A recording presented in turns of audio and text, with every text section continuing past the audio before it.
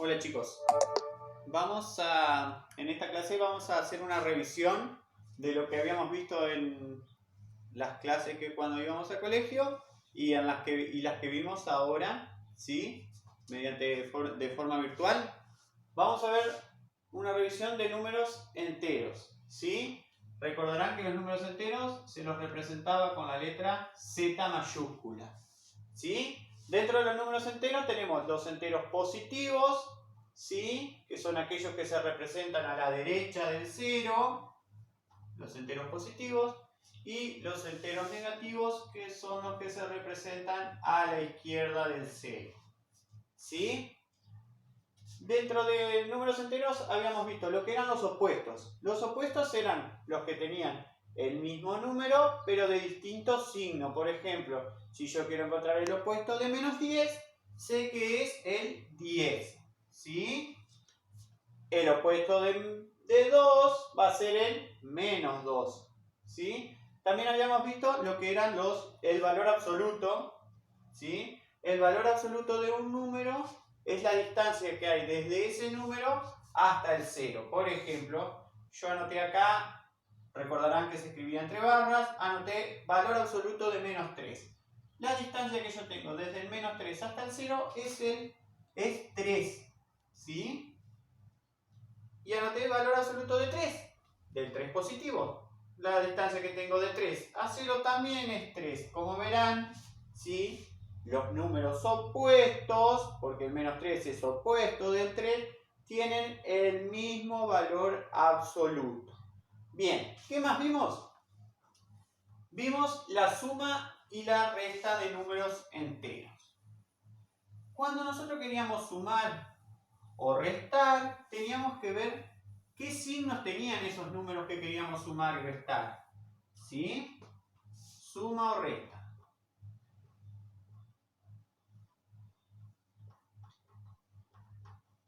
Si nosotros queríamos sumar o restar, teníamos que ver, como dije, el signo. Si los signos eran iguales, se sumaban los números y manteníamos el signo.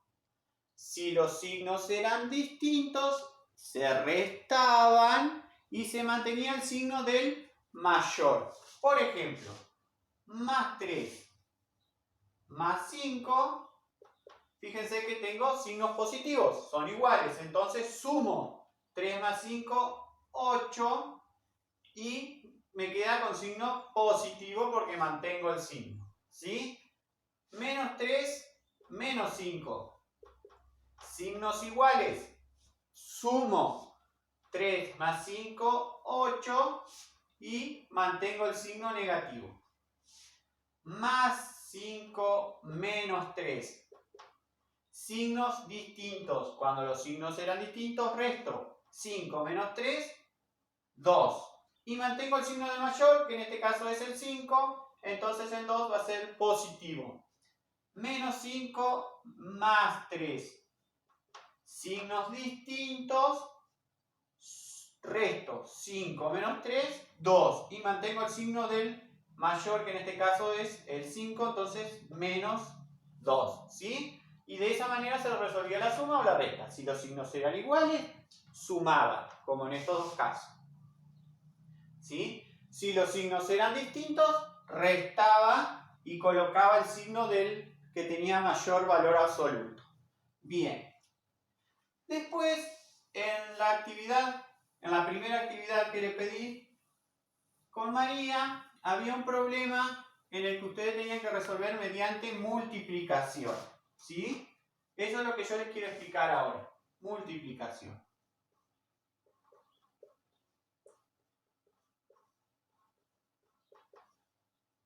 El problema decía que si ustedes compraban 3 paquetes de arroz, ¿sí? Y cada paquete costaba 2 pesos, ¿cuál era el gasto que tenían? ¿Sí? Entonces, eso es una multiplicación. ¿Por qué? Porque si ustedes compran 3 paquetes de arroz, se puede representar con el más 3. ¿Sí?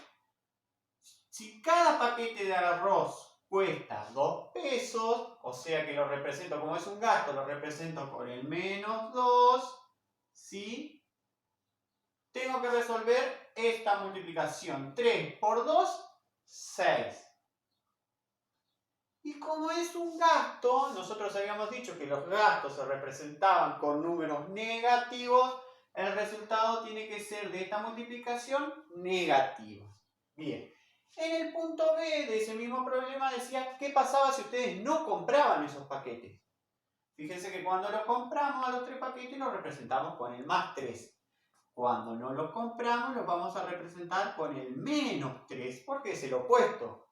Bien, el gasto de los paquetes sigue siendo menos 2, ¿sí?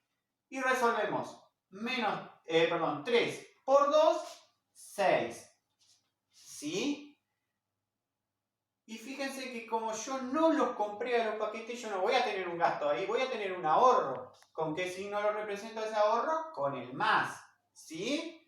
Bien, entonces fíjense, ¿qué pasa? Cuando yo tengo una multiplicación, como en este caso, donde los signos son distintos, tengo un más y tengo un menos, el resultado es negativo, ¿sí?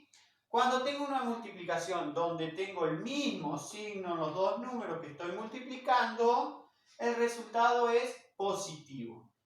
Eso se conoce como la regla de los signos, ¿sí? Regla de los signos. ¿Qué me dice la regla de los signos? Que si yo multiplico un número positivo por otro que también es positivo, el resultado va a ser positivo. Los dos signos son iguales, resultado positivo. Si yo multiplico un número negativo por otro negativo, el resultado va a ser positivo. Negativo y negativo, positivo, lo que ocurrió en este, ¿sí?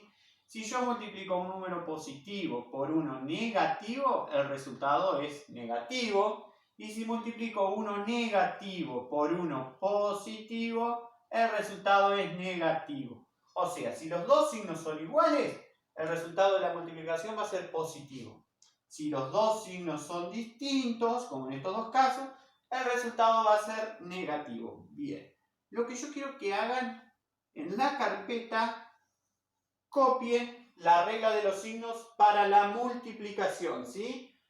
Esta regla de los signos para la multiplicación también se aplica en la división. Si yo divido dos signos distintos, el resultado, si divido dos signos iguales, el resultado es positivo. Si divido dos signos distintos, el resultado es negativo. Entonces, en la carpeta de matemática me gustaría que coloque regla de los signos para la multiplicación y la división y que copien este cuadrito, ¿sí? Y si pueden hacer un apunte de la explicación, mucho mejor para que les quede.